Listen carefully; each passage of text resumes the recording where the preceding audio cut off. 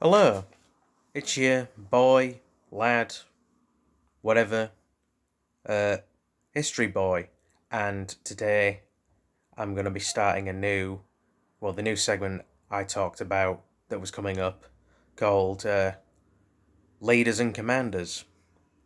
And this first episode of this, I guess, if this is a word, sub series or subcategory or whatever, is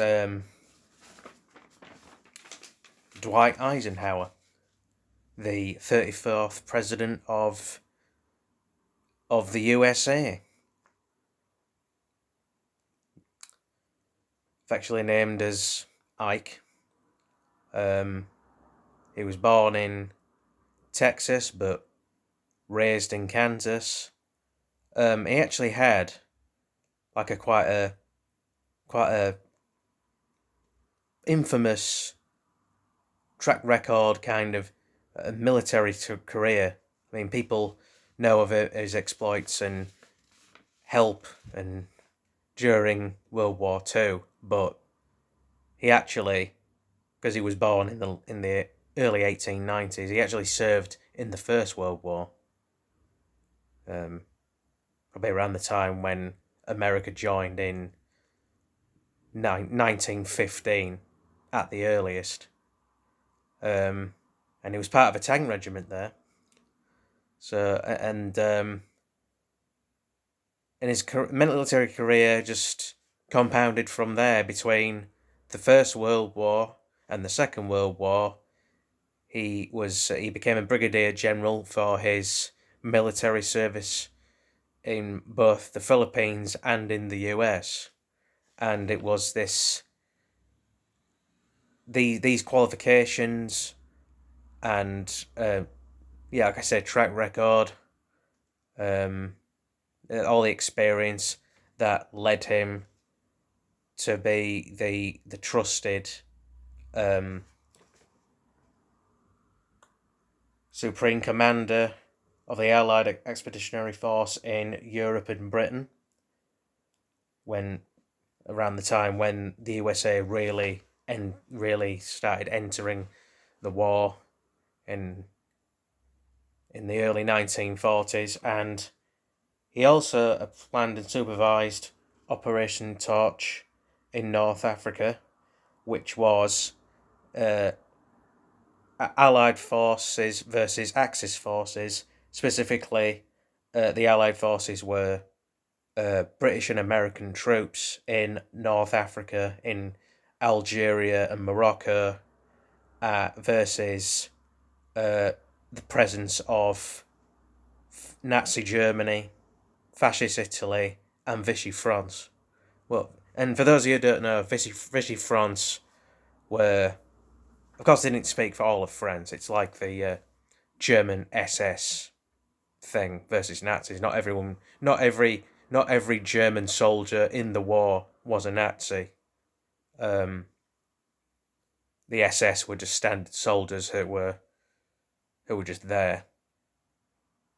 I think they were allies too at times, but more often than not, they were expected to fight and die for Hitler because they were Germans. They were kind of under the threat of that. But Vichy France, they were very pro-Nazi. They were basically the, I guess, sect of France that was very anti-Semitic, hated Jews, um, and were probably largely the reason that um, French Jewish people, such as, for example, Roman Polanski and or Polanski, I guess. Did I just say Polanski? Anyway, it doesn't really matter. Um, Comments are welcome for the criticisms and corrections. And Serge Garnberg, Charlotte Gainsbourg's father, who was of Russian Jewish background, and Polanski did it again. Polanski was um, of Polish Jewish heritage. Um, and also Eisenhower was was the big was the head honcho responsible for, and this is before he became president.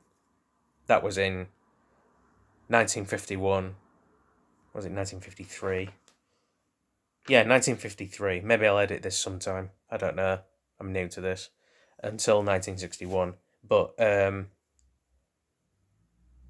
Normandy, of course, happened in 1944. The invasion of Normandy. France, Nazis in France with the machine guns and all that. I wouldn't have wanted to be a soldier in that, an Allied soldier in that. Oh, your buddies, right, getting machine gunned to death right next to you, and it barely missing you. That was in 1944, and the North African Desert Campaign, the Operation Torch, that lasted a full year from 1943, 1942 to 43, and that was when the American allies really started getting stuck into the war and helping out. Um, and after the war,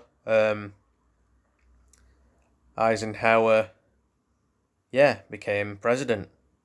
About 6 years after the end. So, I'm not usually big on, I guess, president types people, but this was a bloke who did a lot of good, tried to do a lot of good. So I think he deserves a mention on this channel. Yeah, another one I could mention, and I'll probably do it at some point, is and speaking of desert campaigns, Erwin Rommel, who was a German commander in the war, who was he was also one of those unfortunate types that he was an SS soldier. He was just he had the right ideas, but then Hitler and his ilk, because he was a German and it was apparently his duty to be a true German by following the new Nazi parties, kind of paving the way for their new world, was expected to follow in that, and he refused, which ended up in his demise. But I'll probably cover him at some point too. So that was David Dwight Ike Eisenhower, and this is History Boy signing off.